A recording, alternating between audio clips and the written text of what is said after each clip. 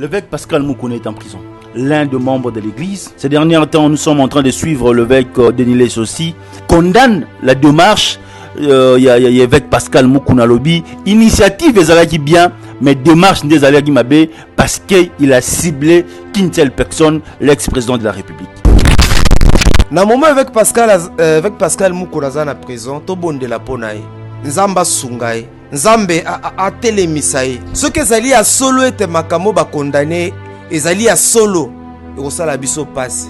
Ce qui me choque, évêque Pascal Moukouna en prison, na Olanda pasteur moko. Azole kaba TV nyonso, ko finga tata na ye, ko seka tata na ye, ko tiola tata na ye, et c'est décevant. Et ça biblique ité. Yo zali moto na Nzambe, ozole kaba TV un seul message, wana zali évangile te. O moni lelo ba vérité comme kobima. Na ba activité nyonso ba sala wana ba prière pour la nation le kingani ngana zalaka ma caméra était toujours là le capé na ba télévision commentaire na commentaire pe mais to zimbongo te mbongo ezate to sala na ba moyen na biso moko pona bolingo ni ça zo ba secret oh ezaki ba cop na bango bazwa mbongo na bengo ba cop yango comme Nzamba zalane derrière ba cop a salité te abetaki mbula et na tuna bango même. Oh te, c'est nabino. Omoni lelo, papeza soni. Bozimbongo. Bambongo belé on vous donne pour l'évangile. Pour l'évangile. Pour la promotion de l'évangile. Mais bino bozango shida. Batulanzam bazimbongo bazo. Bozimbongo bapesi bino. Pona musana nzambe. D'abord, oya kati mutula mutakati kati parti nae.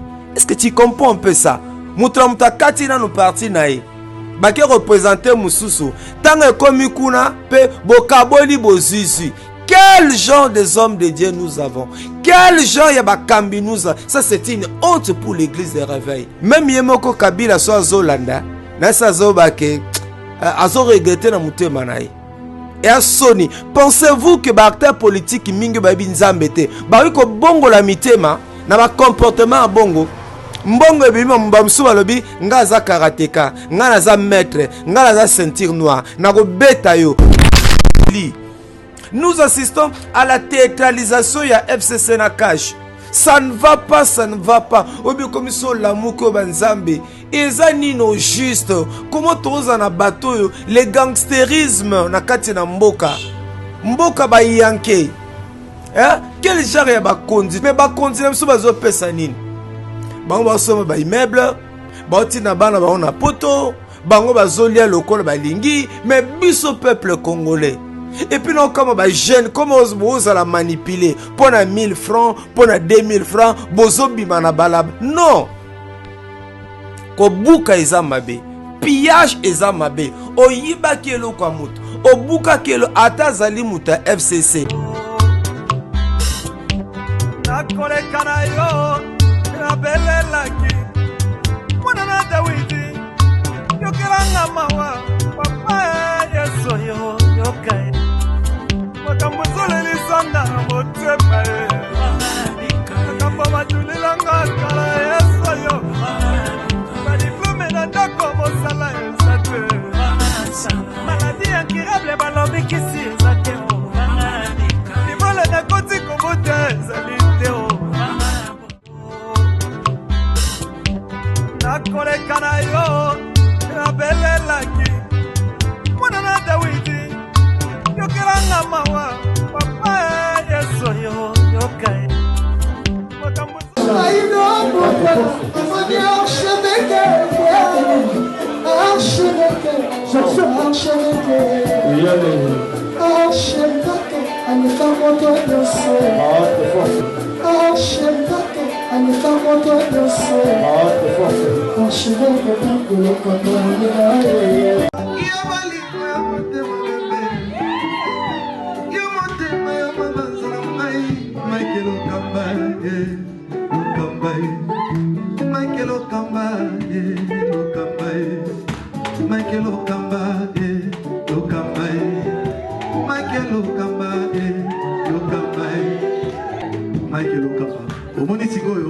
L'artiste, c'est l'improvisation.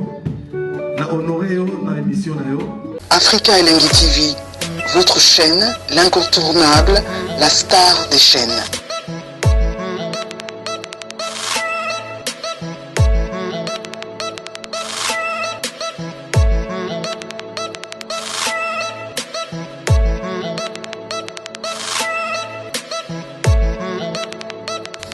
Africa Elengi TV, la magie de l'info.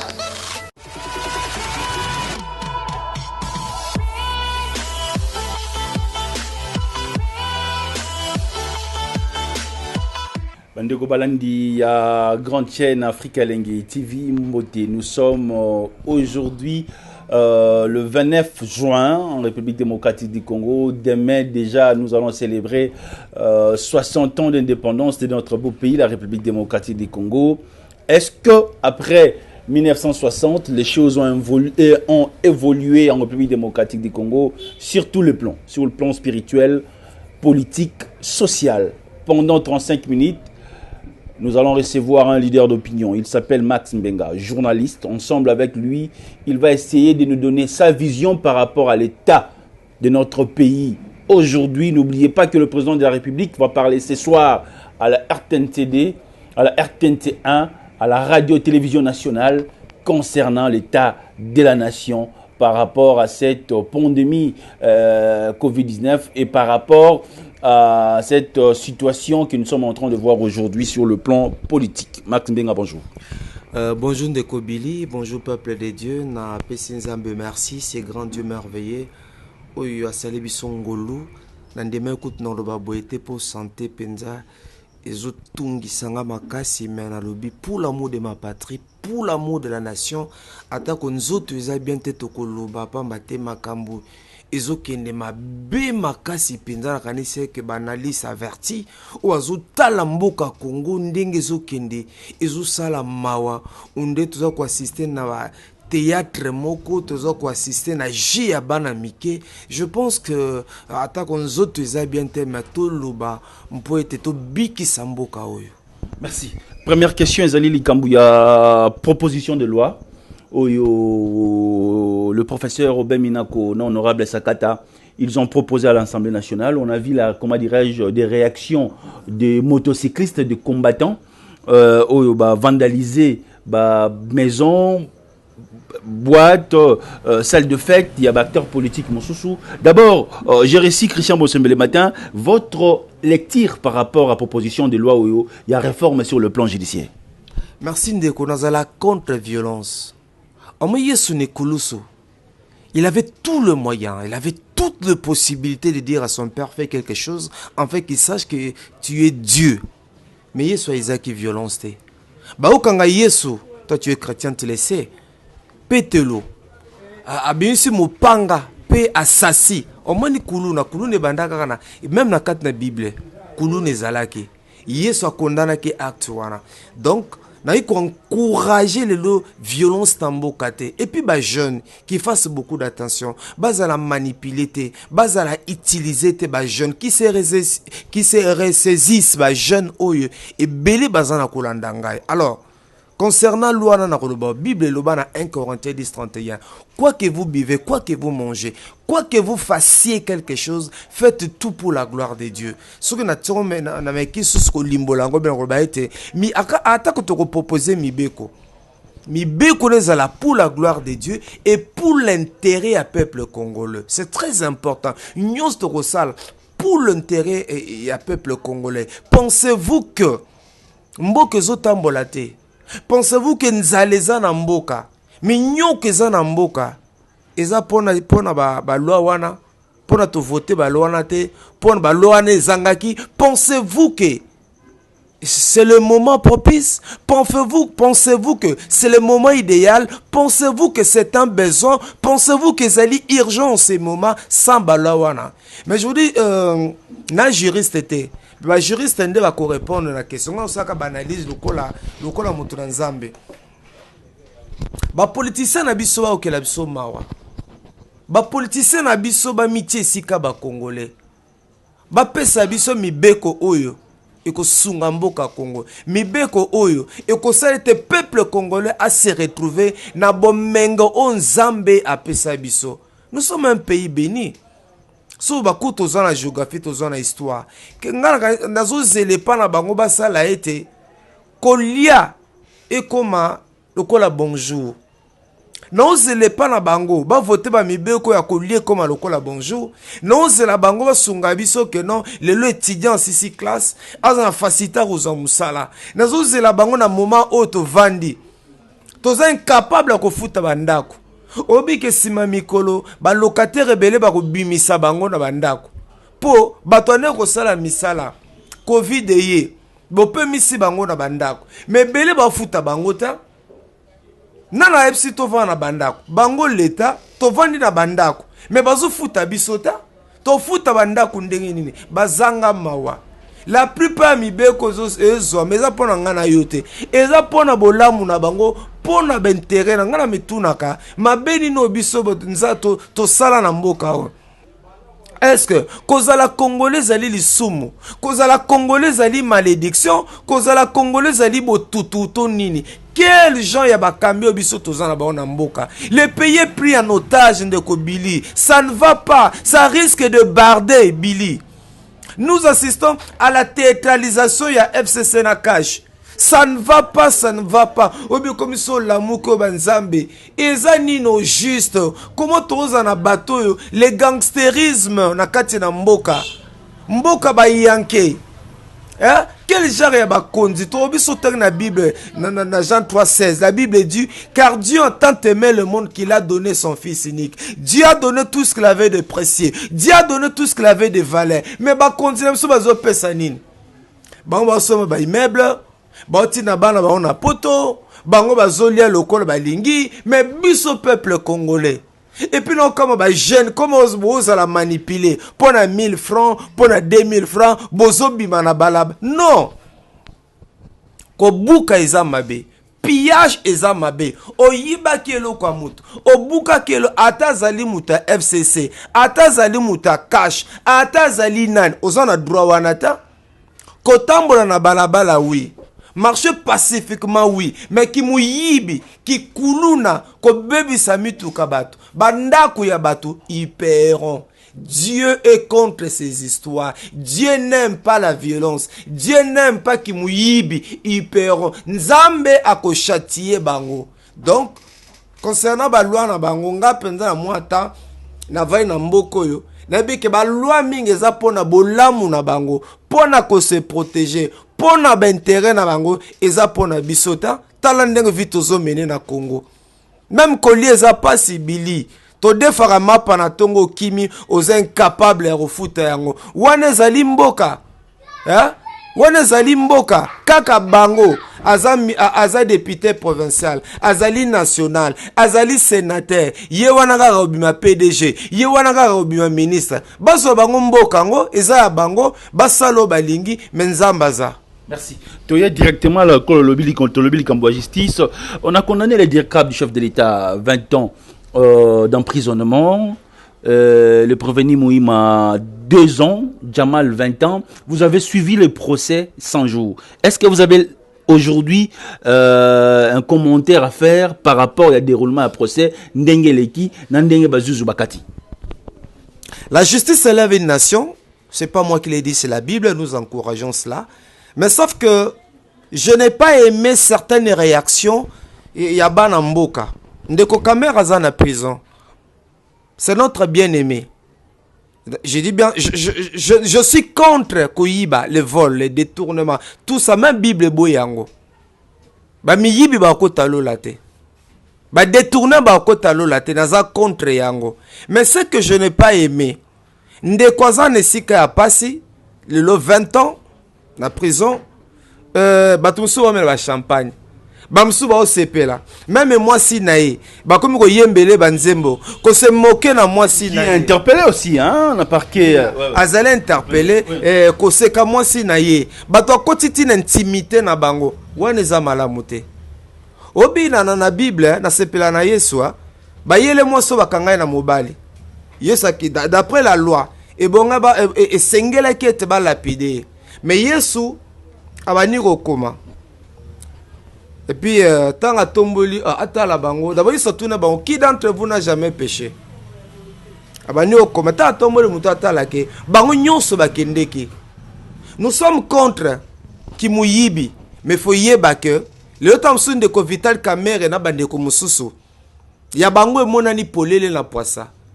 Mais bakonzebele ya mboko yo azokamba biso mbongo bazanango bozwi bazanango eza salaire na bango na ndimita mingi eza salaire na bango ta bato ebiyango zomona baza ko bunda baobunda pona nini ba se sécuriser ba se protéger ba konzebele a mboko na biso le devise ezali awa esika ba sala esika ba salaka esika ba lielaka oka ba slogan ba devise wana ezakati na mboka na biso na kanisa ete nesika ya kotiola ndeko Kamerhe moko na moko pe nana nga muta yen sete mais nabiki nazala contre Kimuyibi yango nde bomi mboka na biso mais nesika me la champagne nesika ko sepela on dirait yoza mosanto mais belé banda on a vu des gens azale na ekaka amsu locataire lokola ngabwe mais le long a eu grâce 50 maisons 30 maisons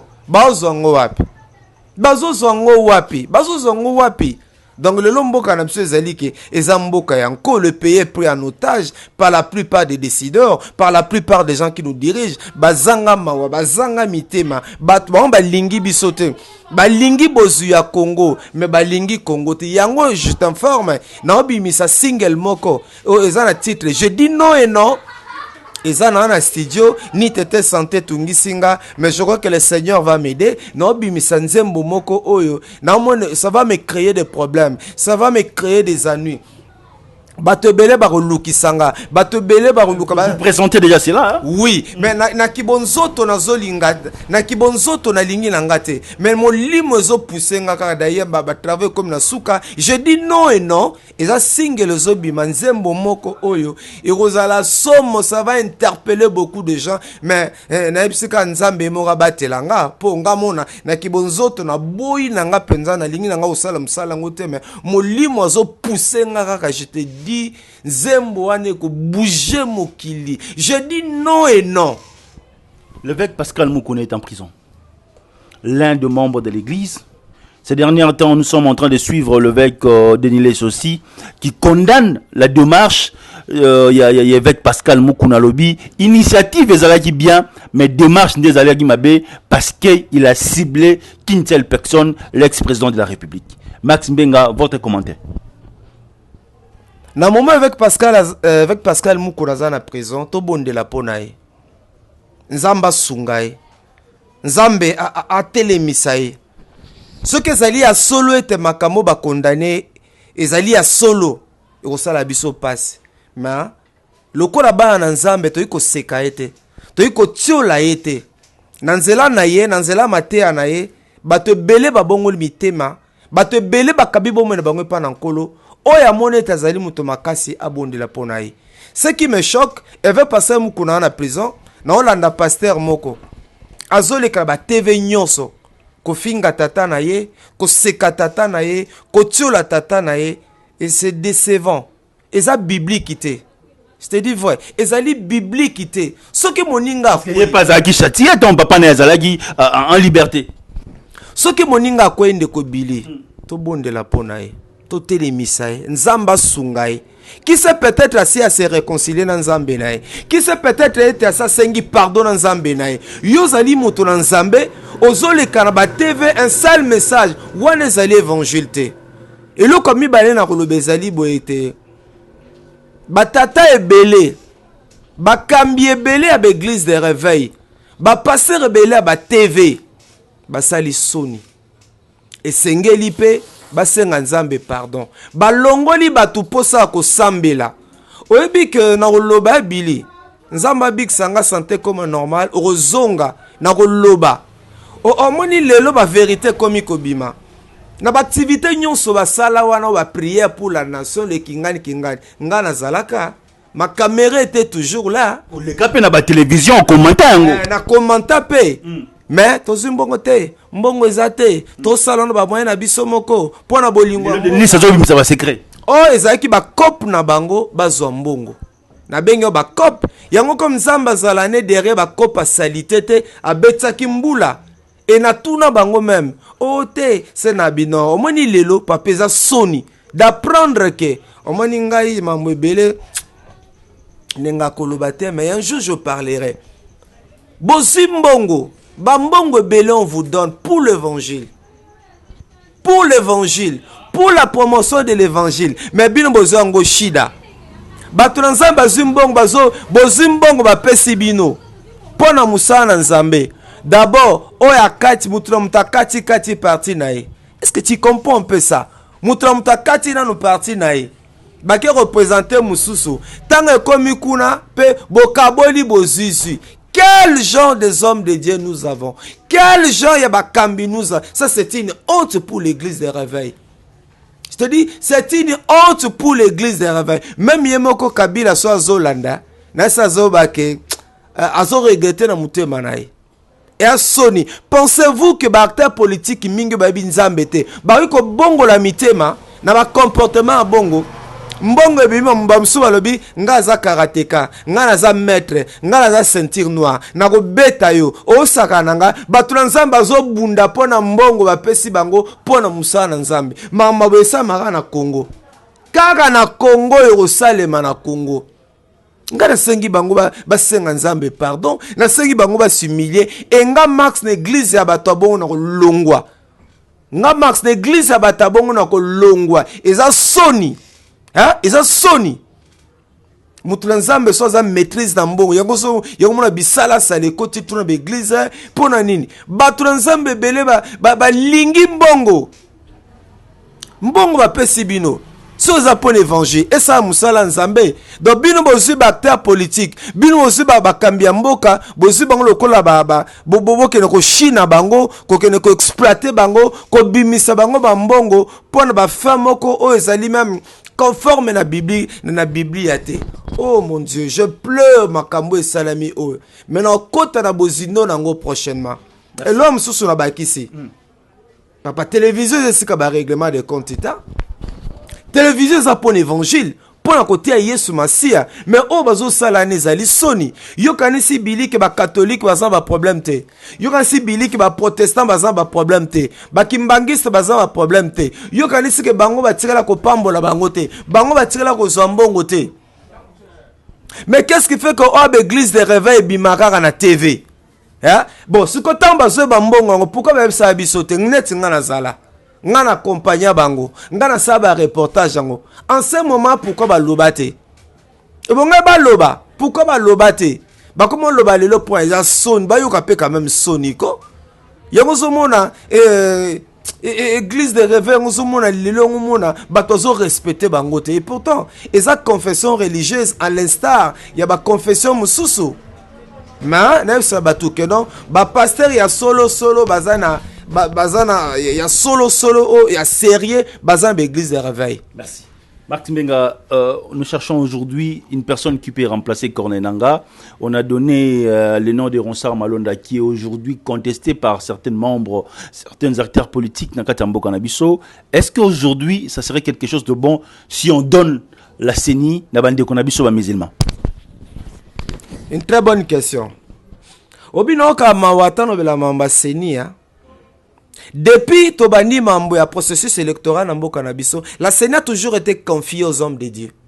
Aux hommes de Dieu. Est-ce que tu sais pourquoi on le fait? Certainement, puisque tu dois comprendre que Motoranzambe azali modèle. Motoranzambe azali irréprochable. Motoranzambe se va confier gestion. Il y a res publicato gestion à CENI. Akosa lango en toute indépendance. Akosa lango selon la norme et la Biblia. Akosa lango non pas pour plaire aux hommes, mais pour plaire à Dieu, puisque chacun de nous rendra compte devant Dieu de la manière de la servir. Mais jusque là, Sony. Mboka lelo eza ndenge ezali boye ponani à cause ya bato ba okamba CENI subjectivité nomination sentiment mais bango penza ma frapper bango basenga pardon na Nzambe di on nga Max Mbenga président CENI malam na kufa mais na kozala sérieux na verdict ozi alors pona ngai na se prendre na deux candidats pona CENI mbala o Moutalboso n'a proposé à passer Ekofo. Ce baboy passer Ekofo na CENI batia diable. Olandanga bien na bandeli. Soki baboy kotia passer Ekofo comme président Seni. Na proposé batia diable président Seni. To Satan, to Lucifer président Seni. Pourquoi? Nabi que passer Ekofo ba olinga été. Alors candidat nangeza diable na Seni, to Lucifer, to Satan po na nini. Si le batia Satan na président Seni. Tomi tungi Satan. Tomi tungi Satan. Puisque nous savons que le diable est le père du mensonge. Diable azamuta lukuta. Le diable est un menteur. Et résultat nous sommes pas sabso tomi tungi Satan. Tokolo ba bilite ba na biso a. Et ozana onka boy. Donc nga vraiment na lingi présent Seni mbabacha Satana. Satana zwa kamba biso na Seni. Tomi tungi Satan. Ke bazo ke bo pese biso bato tobi ke bazali bana na Nzambe. Bazali basali na Nzambe. Mais ba okamba Seni na ndenge longo banita. Bilito tu as Kinshasa. Ndengo ota la processus électoral oyo. Le mboke za na bulu yeke. À cause ya bato bakambi biso na Seni. À cause ya bato ba memi biso na ba élection. Bazalaki mingi objectivité zalaki te. Sentiment zalaki. Basaleli ki bo moto na bango. Bazalaki na ba liste na bango. Bazalaki na ba kombo. Batika onyoko la biso. Yanga yengi na nga Satana. Aza la président Seni. Tomi tungisa na biso te. Et résultat yon sokobima. Torondima yango. Demain, c'est déjà le 30 juin. 60 ans de l'indépendance de la République démocratique du Congo. Nous avons connu le président Kasavubu, le fait maréchal Mobutu, Mouzé Laurent Désiré Kabila, Joseph Kabila, aujourd'hui Antoine Félix Tshilombo Tshisekedi. Quel bilan 60 ans après? Qu'est-ce qu'on peut dire aujourd'hui de notre pays, la République démocratique du Congo? Ça va que Ndeko Bili, il y a des avancées, Nakati Amboka Nabiso, mais 60 ans, tous avons indépendanté, en tout et pour tout. 60 ans, tout est difficile dans Mboka Nabiso. On a organisé que journée à lobby le 30 juin, et la journée réflexion, journée méditation, et puis à la journée moko ya prise ya décision pour l'avancement en Mboka Nabiso.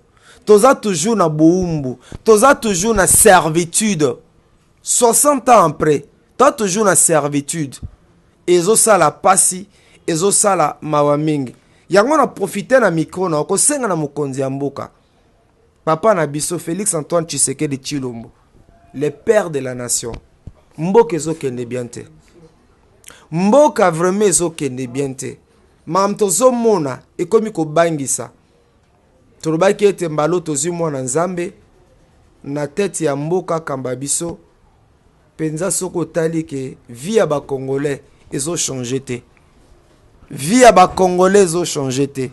Mboka ezaka pris en otage. Nanto sepeli penza te. Mbongwama solo nabi ke mbongwama ezala processus. Mais mbongwama solo penza nanto moni kati na mboka te. On sent que le pays n'est pas dirigé. On sent que nabi ke bitumbeza makasi. Menzamba sungaye. Il a des défis, beaucoup de défis à relever pour être sepela kati na mboka oyo. Papa tala ndenge mboka zokende. Oyo ba Congolais to senga na biso mingi te. To lia bien, to tambola bien, to lata bien, to tanksaba na biso bien. C'est tout ce que biso to senga na ba Congolais. Papa Félix mboka zokende bien te. Nazo banga que si to continuer na lire oyo et qu'après 5 ans oye lisusu ko pesa candidature na yo bato belé ba voter ote. Na yebi ke mboka na biso to mesami na ko flatter, to mesami na ko cajoler ba kondi. Pour naza une opportunité okuta na été. Tamsu na nzela miko avec tout le respect, on a yo ko pesa, c'est notre frère, c'est notre bien-aimé, nous prions pour lui, mais ce que continuer à boy. Ayebake na 2023 bakolobate que voilà qui coalition. Mais baromona yé comme président de la République. Yende peuple azotalela. Mboke zo kende bien te. Mboke zo ndire batiango quelque part boye. To komi ko bolali yo ki boye. Bolamu ke komi boye. Busala be komi boye. Et puis na kosenga na bandeko. Ngaza mwana Nzambe. Leondeko Félix na ngamta ide peste. Mais Leondeko Félix a président. Nabi ke azana mikakatano belé. Nabi ke azana ba blocage belé. Nabi ke azana ba défi belé. Minimum pe à respect to pesa na mokonza mboka. C'est biblique. Hein? La Bible dit toute autorité vient de Dieu.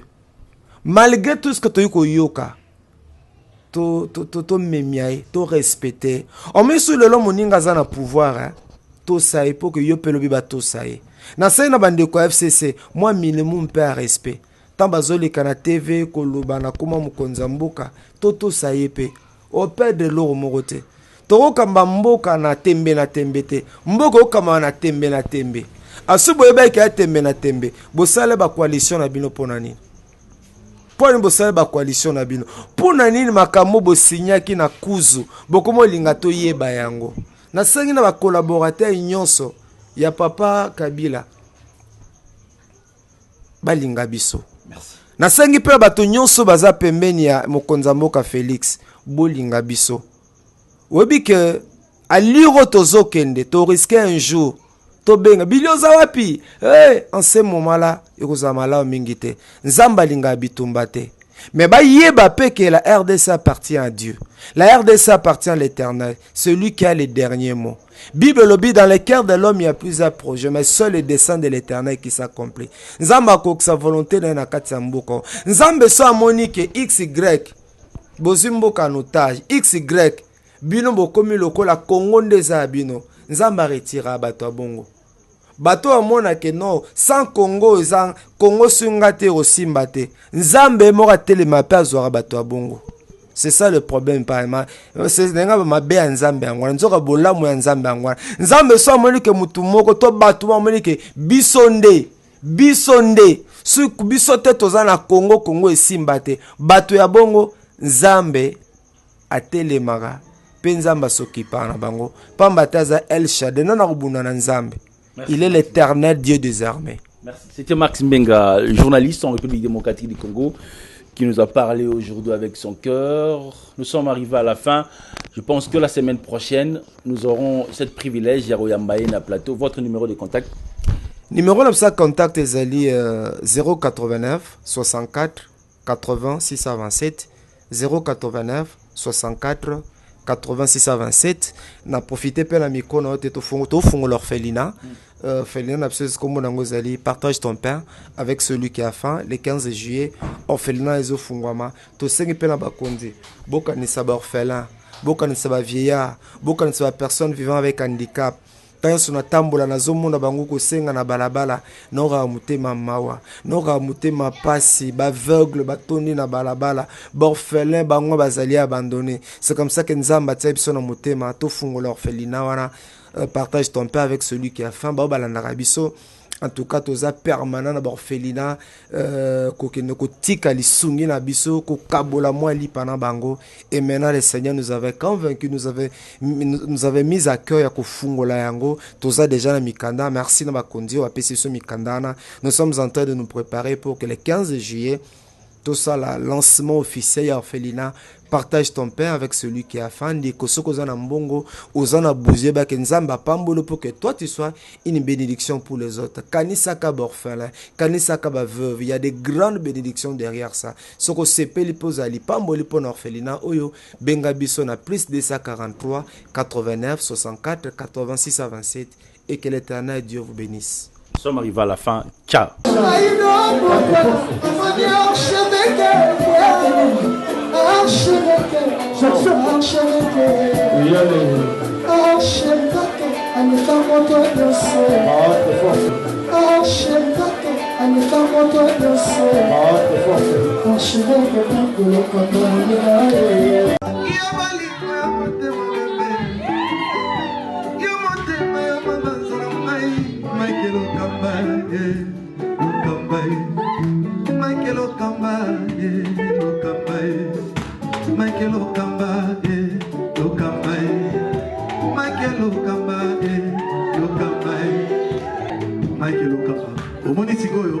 L'artiste, c'est l'improvisation. Na honoré na émission na yo. Africa Elengi TV, votre chaîne, l'incontournable, la star des chaînes.